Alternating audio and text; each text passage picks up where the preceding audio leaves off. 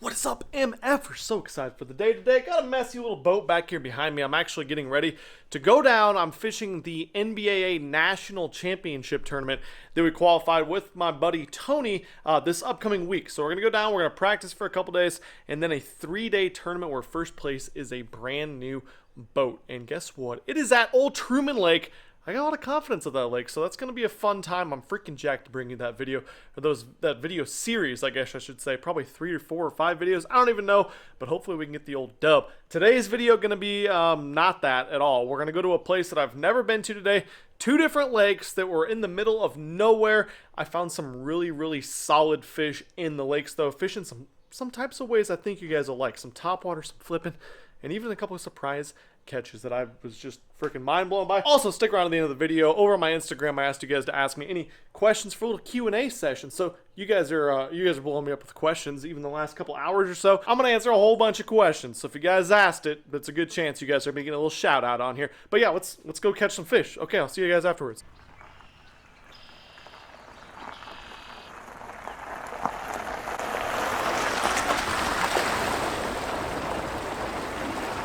This lake is different than the large majority of lakes we got around home.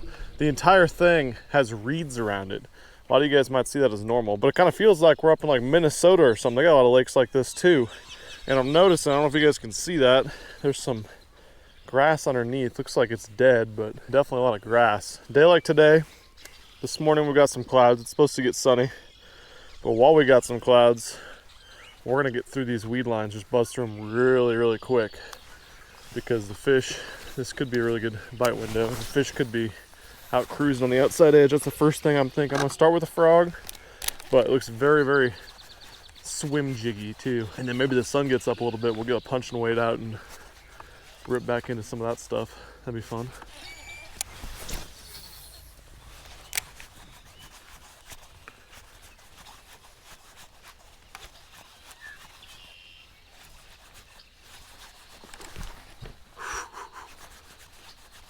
Okay, that was a big one. Good start. Wouldn't commit to the frog, but he did bite it.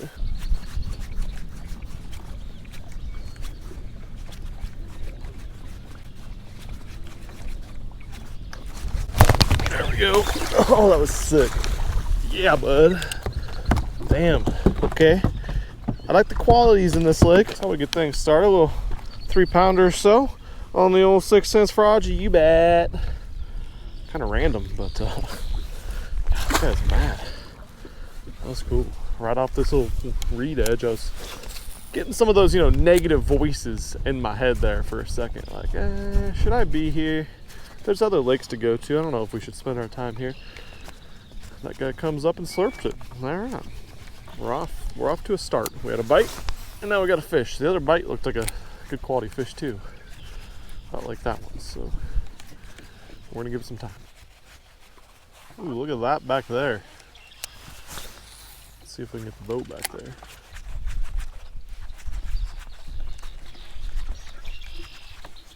Look at this back here. God dang.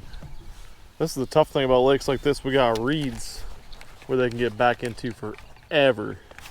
So if they ain't out feeding on the main lake, it ain't gonna happen because it's still 4 feet deep right here in the reeds. This is crazy. Looking at this lake on Google Earth, I definitely did not see this little backwater. Just hoping they're in it.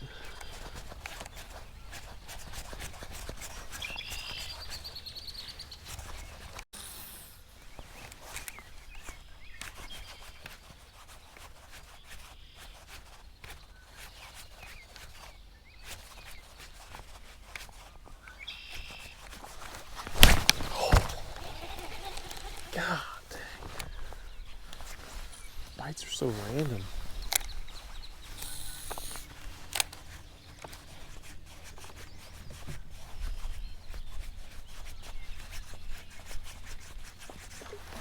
There we go. Get out of there. Yes. Oh, that's a big one. Come here, big girl. Yeah. Damn. Hell yeah. That looks like a pre-spawn fish. God dang. Maybe, I don't even know. Freaking got the old 6 cents Milliken frog. Damn. Topwater blow-ups are fun. I'm loving this lake. Little 4-pound guy. All right. Man, the bites are just so few and far between.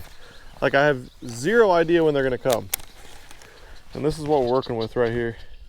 If you guys can see that, clean water, reeds, and it's about 5 to 6 feet right on the edge of them. So a lot of water up and down and a lot of fish probably back there. But hopefully, like I was talking about earlier with this cloud cover, we'll have more opportunities to catch some of these fish on the edge of them.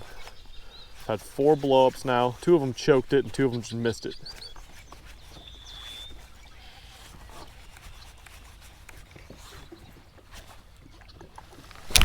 There we go. Come here. Come here. Yes. Freaking big swirl behind it. I was like, okay, I'm gonna slow it down. Here it comes. Not a giant, but man, these fish are thick. They eat well. There's bait fish all over Pamela, so I assume they're probably eating a lot of little bluegills, little crappie, stuff like that. And the weird thing is, I'm not getting that many bites on a frog, but it's all I can get bit on. I've flipped the edge of this. I've punched a little bit back into the mats. I've thrown a whopper plopper on the outside, try to cover some more water, you know, bigger draw, louder bait. Nothing. Thrown a swim jig down the edge of it. Haven't like flipped a stick worm or something, but that kind of sounds like a nightmare in this stuff, trying to cover water. So I'm just gonna fish this edge with the frog. Bites are good when they happen. They're big blow-ups and they're good quality fish too. In a lake like this, I mean, I really think there could be like a giant living in here. Doesn't get fished probably at all from the bank. There's nowhere to fish from the bank.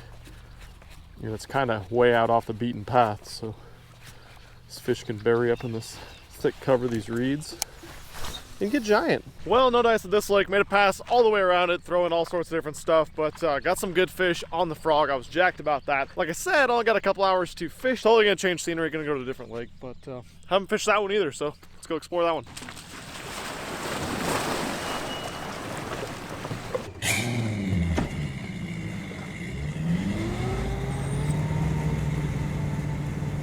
Okay, new lake. As you can see back behind me, that's just part of the lake. It's actually a big reservoir. This is the one we've been staying out at Pancake's cabin since we've been here, and this is a lake that like people don't even think have bass in it. The large majority of people that fish this lake fish for walleye. So we're kind of going to be fishing for a smaller population of fish, but of course a lot of times in these big reservoirs that are full of shad and stuff, that smaller population of fish can really blow up and get big. So let's go explore it. I don't really know what to expect. Wind's blowing, it's cloudy, so maybe some moving baits, but maybe get back and see if there's any bedfish in some of these pockets and stuff too.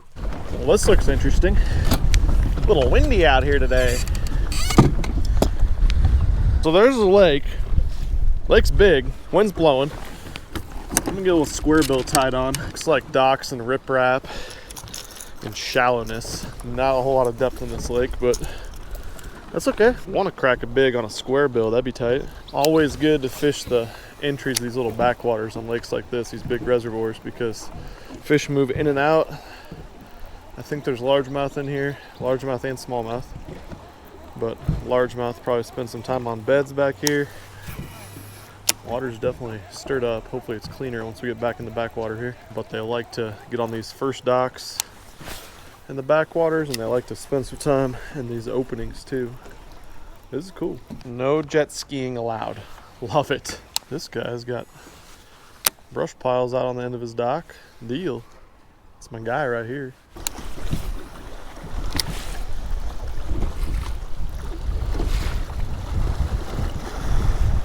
Come on, this riprap is so sexy. It's freaking bait.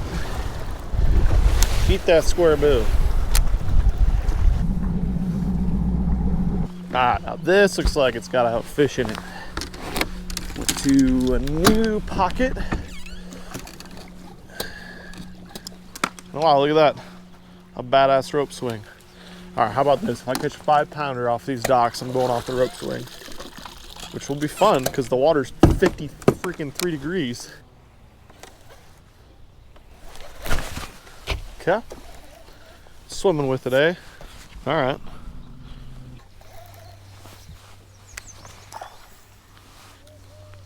Okay. That guy chased.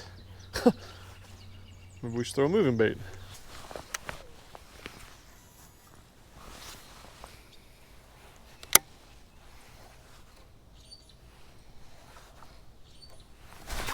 Get out of there.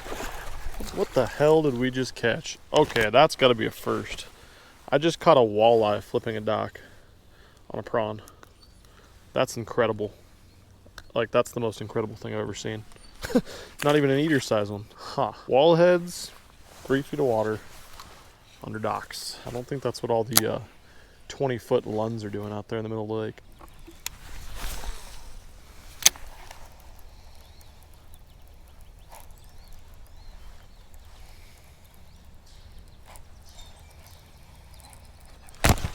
Oh, God. Look at that freaking walleye on the swim jig. That is fantastic. Now that's a better quality walleye. This guy might actually have to be lunch. Nice. That's badass. Just had to tell you guys, we're fishing a damn lake full of wallheads, and we're going bass fishing, even though it's all wallheads for the most part. And look at that, we got one. Walleyes on docks. I don't know, guys. I can't make this up. I decided, since I've had a couple chase, I was going to start throwing swim jigs. So I've been skipping the swim jig with the little Divine swimmer trailer on it. And that was the first bite on it. Really an interesting catch. I've caught walleye near docks, I suppose. I don't know, relating to docks, so that's 2. Strange. Well, I had a great time out there fishing those couple lakes. Never been to those 2 before, caught some decent fish, and honestly, I would rather go explore some new water, because I think once you get out of your comfort zone, you start fishing some places that you haven't been a million times. That's what makes you better as a fisherman, and I had a freaking blast out there doing it. Caught some solid topwater fish on that new frog, that little prototype frog. It's coming to you guys soon from 6 Cents. And then, of course, flip docks. And guess what? I said there was a lot of wallheads at the lake. We caught freaking wallheads. I don't know. Weird stuff. But hey, I said I was doing a little Q&A. Let's get to the Q&A. If I don't get to your question, I'm sorry. There's like 400 questions in the last hour. First one from Andy Collins. What brand of line do you use? That's a great question. We're actually working on some line right now. Maybe start a new line company, maybe release it through 6 Cents, I'm not really sure, but the stuff that I have is freaking unbelievably good. And I'm not just telling you guys that. We've been through like 7 or 8 or maybe 10 different suppliers of line, and it's just like the 6 Cents frog. There's a million different line brands and frog brands in the market. When we designed that, we didn't want to just release another one just to like make some extra money by filling that void in the product line. Same thing with line. There's a ton of different line companies out there. There's great line on the market already. We don't want to just release another freaking $12.99 spool of line so you guys can have it. We want to release a freaking badass spool of line if we're going to be doing that. And that's, I think we found it, but it's going to be a little bit of time. What's my favorite on the water snack? That's a great question. Generally something that's very unhealthy. I've been eating these like Builder's protein bar things. Those are decent. Some beef jerky. Of course, Zark eats corn nuts, stuff like that. And then I do have a secret. I don't know if I'll let you guys in on the secret. If I am really like, I'm kind of in a slump or something, I need to go out and catch some fish. I found that if I go to the gas station and purchase some cinnamon Pop-Tarts, can change the game. Cinnamon Pop-Tarts are definitely my lucky breakfast food. Although if I eat those pieces of cardboard every day, I'd probably be dead in like 6 months from cancer. Next question. When am I coming to the West Coast again? From Michael Postlewaite. Last one, by the way, was from Catching with Kyle. What's up, Catching with Kyle? But when am I coming to the West Coast again? I don't know. I hope soon. That calico bass fishing is awesome. I'd love to do some bluefin tuna stuff. Never got a yellowtail. Want to catch some of those. And then, of course, great bass fishing. Tough bass fishing, but chances to catch giants. So hopefully soon. Mike Champ 17 asks, freaking loud birds out there. Which do you prefer to catch? Smallmouth, largemouth, or spotted bass? Great question. Spots, maybe. I don't just haven't had enough experience with them catching giant ones, so definitely not spotted bass. Probably smallmouth, but that's probably just because I catch mostly largemouth. We have almost exclusively all largemouth fisheries here. But smallmouth are crazy. I love how they feed. They're sight feeders. They usually are in clean water. I love fishing clean water, and I love fishing things where I have to make a fish react to something that they can see. So I'm going to say smallmouth bass. What is your go-to technique when it gets tough? That's a good question. I mean, you got to think 2 things when it gets tough. 1, you want like a finesse approach, and 2, you want to throw things you're highly confident in. Let's go with my finesse approach. Probably the most confident thing, I'm going to steal it straight from the Zark. It's what we've been throwing a lot, the wing ding, the flick shake rig. And we throw it on bait casting tackle in a heavier flick shake, not like the little tiny 16th or 32nd ounce with a little baby worm. We throw like a 5 or 6 inch worm like the Clout, and we'll put it on even as much as like a quarter to a 5/16 ounce jig head. Wacky rig with a little brush guard on there, and you catch a ton of fish on that, stupid amounts. Favorite lure to use? So I'm going to take this question as not necessarily like what's the most effective bait to me, because you know I'd have to go like flat 75. You guys have seen me catch so many giant fish on that. But my favorite bait to actually go out and use, probably that MS Slammer. I love that thing, the 7-inch size. It's a fun bite. They freaking love it. It's a bait people don't throw, and it catches giant fish.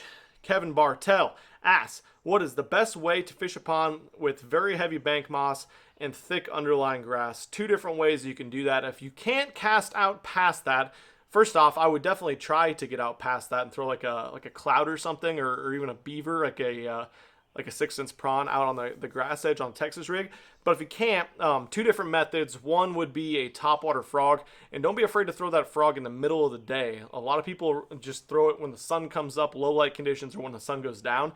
Obviously a great time, everybody knows that, but one really good time you can throw that topwater frog is in like the middle of the day, middle of the afternoon, because all that heat warms everything up and all the bugs get going, the bait fish get in there going, and the bass can actually like school up inside that mat and eat those bait fish.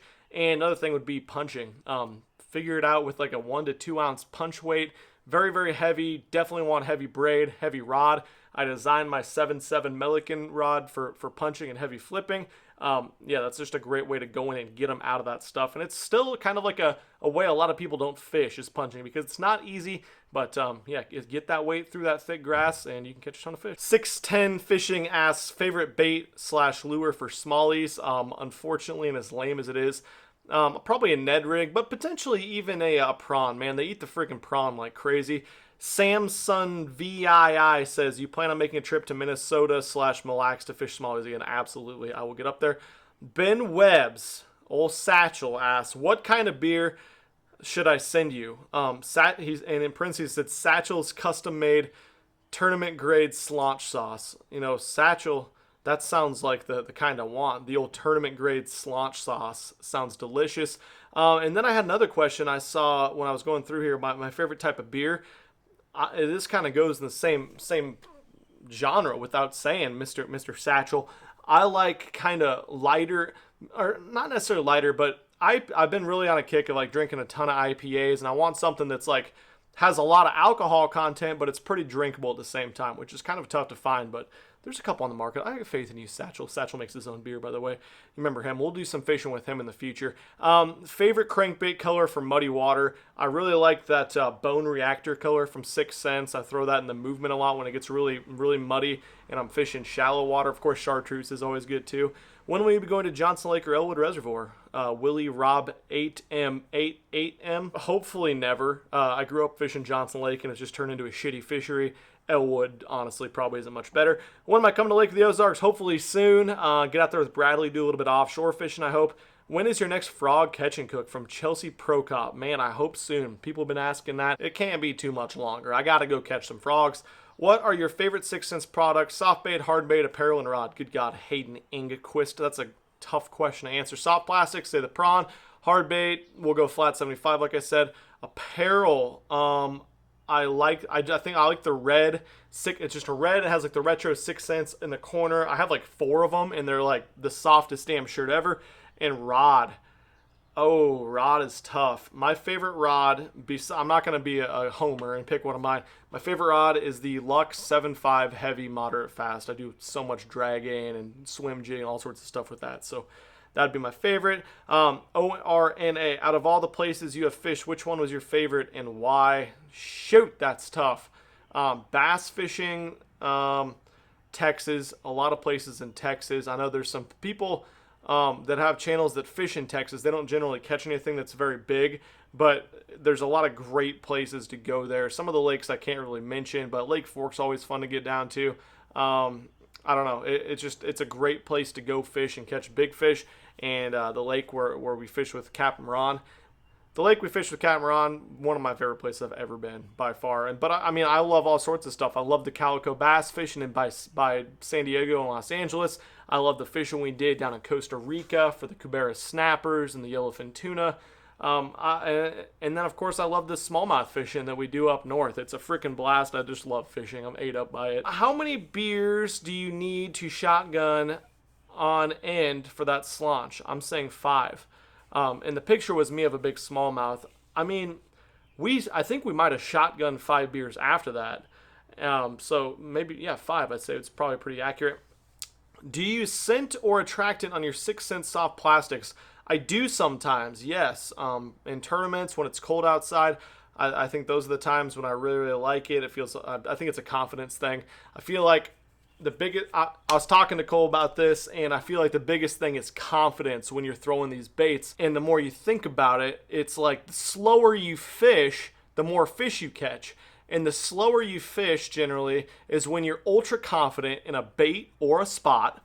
And one step further in that is when you put some scent on a bait and you're like, oh, it's freaking juicy. If they see it or get near it, they're going to eat it. Naturally, you're going to fish slower and soak that spot more. So I think it almost like roundabout way, it makes you fish your bait slower. And I think fishing your bait more slowly and efficiently in the strike zone is what leads to catching more fish. So yes, I do sometimes. When are the 6 Sense frogs dropping from the Bassinger? I don't know. Hopefully soon. How many times has Osmo backlashed out on the boat? That was from Midwest Slaunch Mob. Osmo has not backlashed yet. I definitely will put him in timeout though when he does backlash as baitcaster for the first time. When did I start fishing from Isaiah J. Thomas? Supposedly when I was 2 years old. Not that I remember that, but very, very early, and there was no like breaks, no hiatus, no, I'm not so sure if this is for me. The first freaking day I did it, I was obsessed with it. Favorite way to catch them? That's tough. That's from We Like Fishing Daily. All sorts of ways. I love topwater fishing. I love deep dragging. I love cranking, swim jigging. I can't even tell you. I've thought about that question before. I don't even know. The CU says, how do you like the SLX DC reels? Are they worth the money? Yes, love them, but the biggest thing with a reel being worth a $150 to $400 price tag, those are right at about $200 with tax, is if they're going to hold up over time. I've only had them for a couple months, so we'll see if they hold up. Performance so far is great. How aggressive are bass after the spawn, and what's the best way to go after them? From Kyle Jones. That's a great question. Immediately after they spawn, they are generally not very aggressive. It can be a really tough time to catch them for the few days after the spawn. Now, the good thing is all bass generally don't spawn at the exact same time, even in small bodies of water. So if a fish is being tough to catch, or a lot of the fish are, there's a good chance some of them are done spawning and they are decently easy to catch. Best ways to go after them, there's just a couple different ways. Depends on how your fishery sets up. But immediately after they spawn, they're going to be pulling back out to deeper water to recuperate or to some heavier cover. My favorite way to catch them would be on a grass line with a stickworm, any standing timber on secondary points with a stickworm, or dragging. They'll start to eat a topwater a lot better in the post spawn a lot of times. Like a frog, they'll move back up under heavy cover. But yeah, the first way I like to catch them before they're out on some of the points and stuff out deeper would definitely be like a stickworm or a flipping bait on the grass edge. Something slow that's not really going to be tough for them to go get, because they are recuperating immediately after the spawn. When's the next online tournament? From Joe Cam 24. I don't know yet. Hopefully in the next couple weeks. I kind of took a break from a little bit because people are starting to go back to work a little bit.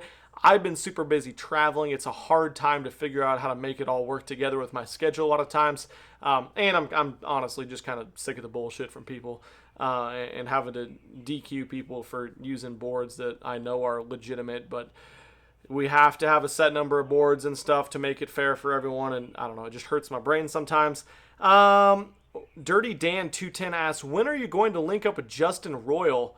Hopefully soon. If you guys haven't been watching Justin Royal, go follow his channel. Another badass channel. He does a lot of bass fishing, not a lot of bullshit. Big 6-team member. Just crushes fish down in Texas. So go give Justin Royal a follow for me. That'd be awesome. What's your most used MF rod? Just depends on the season. Of course, I throw the frog rod a ton. I honestly think it might be the Zark rod. I was using it the other day. It's come to the point where I use it, of course, like it's meant for offshore dragging and swim jigging, but I've been pitching and flipping with it a ton, which I do a ton this time of year around the spawn. So I've been using that rod like crazy. How do you become a better angler from the back of the boat? From Legends of Josh. That's a great question. There's a lot of different stuff you can do, but the main thing I would do is, if you're from the back of the boat, the biggest thing is listening and understanding what's going on in the front of the boat. The person in the front of the boat is going to have first cast on everything, obviously, for the most part. And so, one, you need to learn from them. If they're a great angler, don't just be like, well, he's whooping my ass every single day, but I really like to throw a swim jig, or I really like to throw a Senko, so I'm just going to keep doing that. No, don't do that. Freaking learn from them, because your time will come. Second thing is, you need to be throwing something a little bit natural or a little bit more finesse generally than that person is. So unpeg your Texas rig, throw something like a stickworm or a Ned rig. Learn some finesse techniques, get really good with the spinning rod, especially if you're going to be fishing tournaments. All right, one more question. Let's find a good one. When are the sunglasses coming out?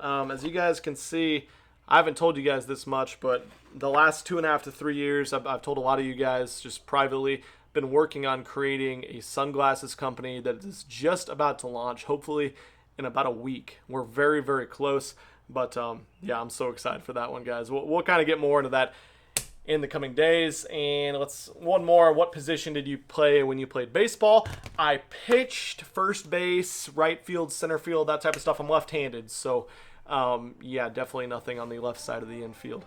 But yeah, that's all I got, guys. Hopefully you enjoyed today's video. Let me know if you want to do more of these Q&As, and I'll catch you guys very soon. I'm out of here. Peace.